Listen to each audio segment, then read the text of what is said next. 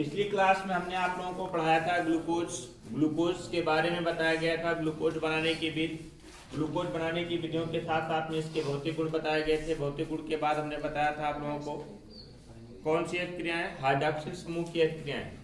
Hydroxyl समूह की क्रियाओं के अंतर्गत हमने एसिटिक क्लोराइड और एसिटिक एनहाइड्राइड दोनों के साथ क्रिया बता दिया था। आज ग्लूकोज के अंतर्गत पढ़ाएंगे हम कार्बोनिल समूह की क्रियाएं। ग्लूकोज की कार्बोनिल समूह की क्रियाएं आपको पता होना चाहिए। ग्लूकोज में हमने 3 समूह के बारे में चर्चा किया था। 3 प्रकार के समूह के बारे में चर्चा किया था। एक तो बताया था हाइड्रॉक्सिल समूह, एक तो बताया था कार्बोनिल समूह, एक बताया था क्या आपका एल्डिहाइड समूह। देखिए 5 हाइड्रॉक्सिल समूह होता है, एक कार्बोनिल समूह होता है और एक एल्डिहाइड समूह होता है ना। ग्लूकोज के बारे में ही बताया गया था, जिसमें से एसिटिल क्लोराइड और एसिटिक एनहाइड्राइड के साथ अभिक्रिया ग्लूकोज करता है तो ग्लूकोज पेंटाएसिटेट का निर्माण करता है। ग्लूकोज पेंटाएसिटेट बनाता है, जिसमें ग्लूकोज पेंटाएसिटेट बनने के उपरांत यही स्पष्ट होता है कि ग्लूकोज के एक अणु में कितने हाइड्रॉक्सिल समूह उपस्थित होते हैं। 5 हाइड्रॉक्सिल समूह उपस्थित होते हैं। ग्लूकोज के एक अणु में 5 हाइड्रॉक्सिल समूह उपस्थित होते हैं। यही क्या है, हाइड्रॉक्सिल समूह के साथ क्रियाएं थी। अब पढ़ना था आप लोगों को कौन सा, कार्बोनिल समूह की क्रियाएं। ग्लूकोज की कार्बोनिल समूह की क्रियाएं प्रदर्शित करने के लिए हम सबसे पहले क्रिया करा देंगे हाइड्रोजन साइनाइड का योग। कौन सी क्रिया पढ़ते हैं हम यहाँ पर, हाइड्रोजन साइनाइड का योग। ग्लूकोज पर हाइड्रोजन साइनाइड का योग कराते हैं तो ग्लूकोज साइनोहाइड्रिन नामक यौगिक बनाता है। ग्लूकोज साइनोहाइड्रिन नामक यौगिक बनाता है। आपको पता होना चाहिए ग्लूकोज होता क्या है। देखिए CH डबल बॉन्ड हो, है ना, CHO बॉन्ड CHOH का होल 4 बॉन्ड क्या आपका CH2OH। ये ग्लूकोज होता है। ग्लूकोज पर हम क्या करते हैं, CN का योग करा देते हैं, हाइड्रोजन साइनाइड का योग करा देते हैं। जब हाइड्रोजन साइनाइड का योग कराते हैं तो क्या बन जाता है, glucose cyanohydrin.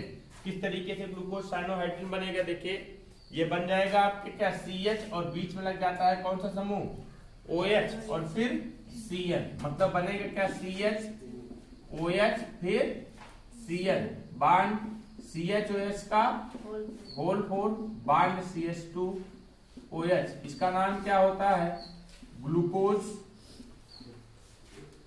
Cyanohydrin. Glucose cyanohydrin नामक यौगिक का निर्माण करता है। तो देखिए ग्लूकोज पर हमने CN का योग कराया, ग्लूकोज पर हमने CN का योग कराया तो ग्लूकोज साइनोहाइड्रिन नामक यौगिक का निर्माण हुआ। दूसरा देखिए हाइड्रॉक्सिल एमीन के साथ अपक्रिया। दूसरी अपक्रिया किसके साथ करा देते हैं हम, हाइड्रॉक्सिल एमीन के साथ अपक्रिया। हाइड्रॉक्सिल एमीन से अपक्रिया।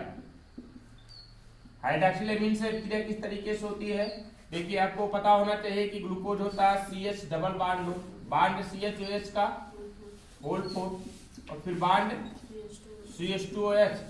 ग्लूकोज के क्रिया किसके साथ करा देते हैं, हाइड्रॉक्सिल एमीन के साथ कराते हैं। हाइड्रॉक्सिल एमीन का फार्मूला होता है NH2OH। क्या फार्मूला होता है आपका, NH2OH। NH2OH को कहते हैं क्या, हम हाइड्रॉक्सिल एमीन कहते हैं। तो यहां से निकल जाता है जल का एक अणु, जल का एक अणु निकल जाता है। देखिए निकलेगा क्या आपका H2O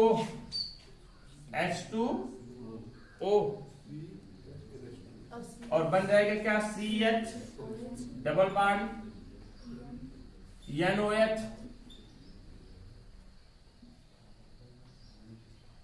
बॉन्ड CHOH का होल 4 बॉन्ड क्या CH2OH और निकल जाएगा क्या यहां से H2O और इसका नाम होता है क्या, ग्लूकोज ऑक्सिम। क्या बनाता है आपका, ग्लूकोज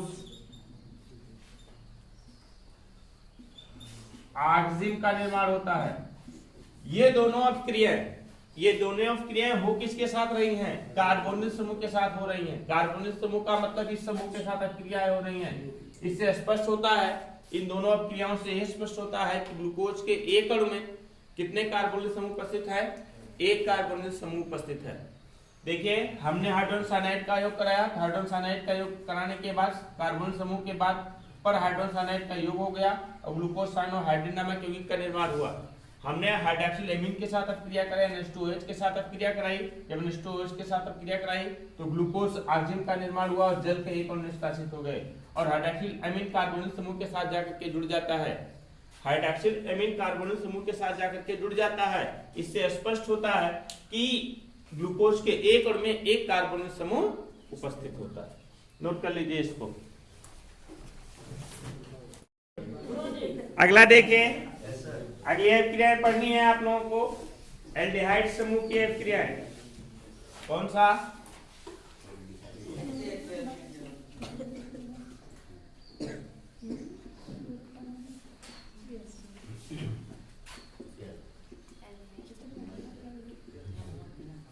एल्डिहाइड समूह की अपक्रियाएं। एल्डिहाइड समूह की अपक्रियाओं के अंतर्गत पहली अपक्रिया पढ़ना आप लोगों को फेलिंग विलेन का अपचयन। फेलिंग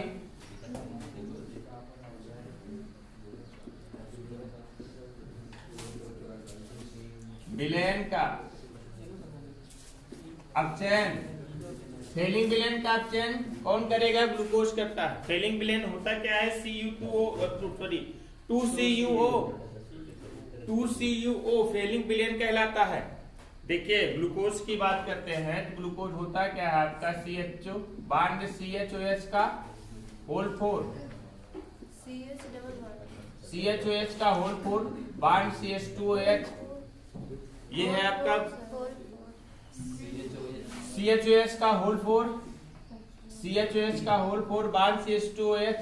ये क्या करता है? फेलिंग विलेन को, फेलिंग विलेन की बात करते हैं तो CuO, ये फेलिंग विलेन है। फेलिंग विलेन को अपचयित कर देता है क्यूप्रस ऑक्साइड के लाल अवक्षेप में। क्यूप्रस ऑक्साइड का लाल अवक्षेप कैसे बनेगा? यहाँ से ऑक्सीजन निकलेगा और बन जाएगा COOH और बन जाएगा क्या आपका? CHOH का होल 4 बांड क्या आपका? CH2OH और प्लस क्या निकल जाता है? Cu2O, cuprous oxide. इसे क्या कहते हैं हम? क्यूप्रस ऑक्साइड का लाल अवक्षेप, क्यूप्रस ऑक्साइड का लाल अवक्षेप प्राप्त हो जाता है। CH2OH है जी ये। और ये क्या निकलता है? इसे क्या कहते हैं आप? ग्लूकोनिक अम्ल। क्या कहते हैं इसे हम? ग्लूकोनिक अम्ल कहलाता है। अगला देखिए, दूसरी रिएक्शन है एल्डिहाइड समूह की। दूसरी रिएक्शन देखिए, टालन अपकर्मक का अपचयन। टालन अपकर्मक बार बार आया है, आपको पता होना चाहिए। टालन अपकर्मक का अपचयन। टालन अपकर्मक क्या होता है?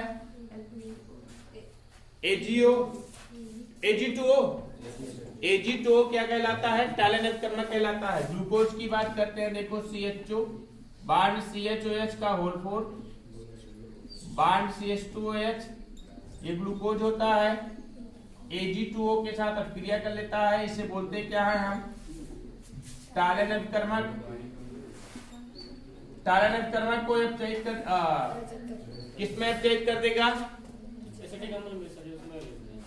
कार्बोनिल समूह बन जाता है। CHO कार्बोनिल समूह में परिवर्तित हो जाता है। एल्डिहाइड कार्बोनिल कार्बोक्सी समूह में, सॉरी एल्डिहाइड कार्बोक्सी समूह में परिवर्तित हो जाता है और बन जाता है क्या? COOH बांड CHOH का होल 4 और बांड क्या? CH2OH और प्लस क्या? 2Ag। इसे बोलते क्या है हम? रजत दर्पण या सिल्वर दर्पण बोला जाता है। रजत दर्पण। और ये क्या है आपका? ग्लूकोनिक अम्ल। ग्लूकोनिक अम्ल का निर्माण होता है। ये क्रिया भी क्या करती है? टालन अपकर्मक को अपचयित कर देती है। किसमें? रजत दर्पण में। ये दोनों अपक्रियाएं ये प्रदर्शित करती हैं। इसमें इन अपक्रियाओं में हो क्या रहा है? एल्डिहाइड का ऑक्सीकरण हो रहा है। एल्डिहाइड CHO का ऑक्सीकरण हो रहा है किसमें? कार्बोक्सी में। और यहां भी CHO मतलब एल्डिहाइड का ऑक्सीकरण हो रहा है किसमें? कार्बोक्सी में। और इसको उपचयित कर देता है किसमें? ये क्या है आपका फेलिंग विलेन है। फेलिंग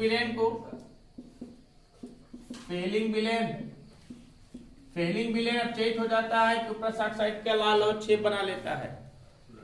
ये अभिक्रिया हो किसके रही, इसके साथ हो रही है, एल्डिहाइड समूह के साथ हो रही है ना। एल्डिहाइड समूह के साथ होने के कारण स्पष्ट होता है कि एल्डिहाइड समूह चेंज हो जाता है कार्बोक्सिल समूह में। एल्डिहाइड समूह चेंज हो जाता है कार्बोक्सिल समूह में। इन दोनों अभिक्रियाओं से यह स्पष्ट होता है कि ग्लूकोज के एक अणु में क्या उपस्थित है, एक एल्डिहाइड समूह उपस्थित है। हमारी बातों को ध्यान से समझिए। 3 प्रकार की अभिक्रियाएं आप लोगों को बताई गई हैं। पहला किसकी उपस्थिति निर्धारण करने के लिए, OH समूह की उपस्थिति का निर्धारण करने के लिए। 5 हाइड्रॉक्सी समूह की उपस्थिति का निर्धारण करने के लिए हमने बताया किसके साथ अभिक्रिया कराते हैं, एसिटिल क्लोराइड या एसिटिक एनहाइड्राइड के साथ अभिक्रिया कराते हैं। एक कार्बोनिल समूह की उपस्थिति का निर्धारण करने के लिए किसके साथ अभिक्रिया कराते हैं, हाइड्रोजन साइनाइड या हाइड्रॉक्सिल एमीन के साथ अभिक्रिया कराते हैं। और एक एल्डिहाइड समूह की उपस्थिति का निर्धारण करने के लिए किसके साथ अभिक्रिया कराते हैं, फेलिंग विलेन और टालिन अपक्रमक के साथ अपचयन कराते हैं, टालिन अपक्रमक का अपचयन कराते हैं। समझ गए ना, तीनों प्रकार की अभिक्रिया समझ गए। तीनों में से किसी एक प्रकार का क्वेश्चन बन सकता है कि ग्लूकोज के एक अणु में 5 हाइड्रॉक्सी समूह उपस्थित है, इसकी उपस्थिति का निर्धारण कीजिए। तो एसिटिल क्लोराइड एसिटिक एनहाइड्राइड के साथ अभिक्रिया करा देंगे। फिर क्या ग्लूकोज के एक अणु में एक कार्बोनिल समूह उपस्थित होता है, इसका निर्धारण कीजिए। तो किसके साथ अभिक्रिया करा देंगे, हाइड्रॉक्सिल एमीन या हाइड्रोजन साइनाइड के साथ अभिक्रिया कराएंगे। और फिर ग्लूकोज के एक अणु में एक एल्डिहाइड समूह उपस्थित होता है, इसकी उपस्थिति का निर्धारण करने के लिए हम किसके साथ अभिक्रिया कराते हैं, फेलिंग विलेन और टालिन अपक्रमक का अपचयन करा देते हैं। तो इससे स्पष्ट होता है कि ग्लूकोज के एक अणु में एक एल्डिहाइड समूह की उपस्थिति है। ये तो था आपका एल्डिहाइड समूह की अभिक्रियाएं। अब पढ़ना है आप लोगों को ग्लूकोज का ऑक्सीकरण। तो अगला पढ़ना है ग्लूकोज का ऑक्सीकरण। ग्लूकोज का ऑक्सीकरण ब्रोमीन जल के द्वारा होता है और नाइट्रिक अम्ल के साथ होता है। ग्लूकोज का ऑक्सीकरण किस तरीके से होता है ये देखते हैं। तो लिखिए ग्लूकोज का ऑक्सीकरण, लिखिए ग्लूकोज का ऑक्सीकरण।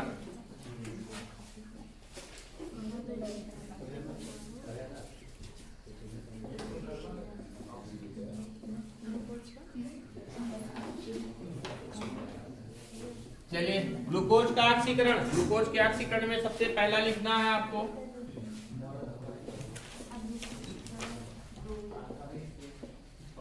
ब्रोमीन जल द्वारा ऑक्सीकरण।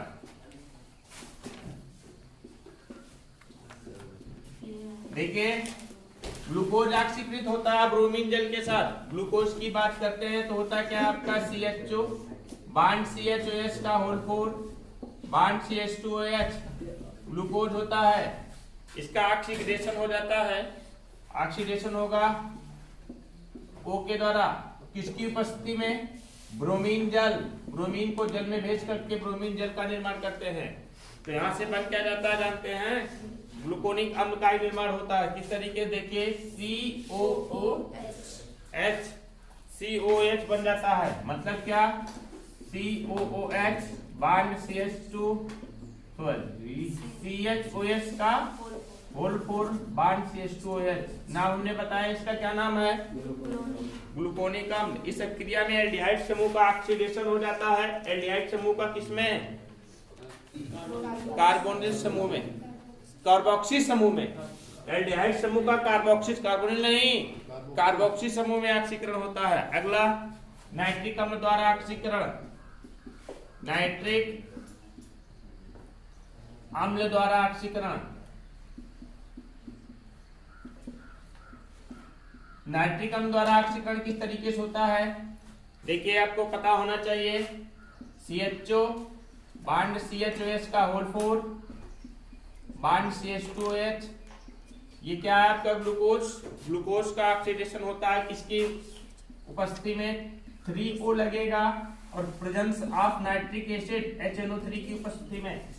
HNO3 की उपस्थिति में ऑक्सीडेशन इसका होता है। तो क्या बनेगा देखिए, यहां से निकल जाएगा COOH बांड CHOS का होल 4 और बांड ये भी अब CH2 भी चेंज हो जाता है किसमें, कार्बोक्सी ग्रुप में। CH2OH भी, मतलब CH2 भी चेंज हो जाता है कार्बोक्सिल ग्रुप में। किस तरीके से? यहाँ से निकल जाएगा आपका H2O और फिर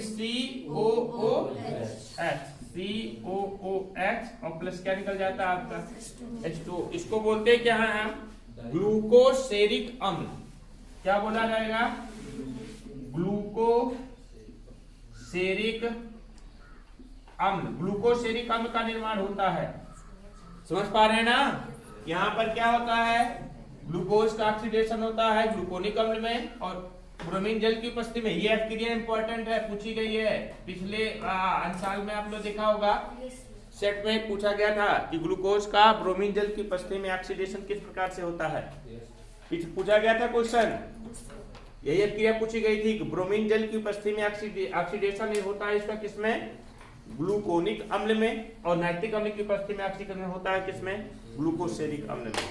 ये तो क्रियाएं थी, कल हम आप लोगों को पढ़ाएंगे ग्लूकोज का अपचयन के बाद इसकी कुछ अन्य क्रियाएं बताएंगे, तब बताएंगे भौतिक गुण, सॉरी इसके उपयोग बताएंगे, तब जाकर के ग्लूकोज समाप्त होगा। बस आज इतना ही।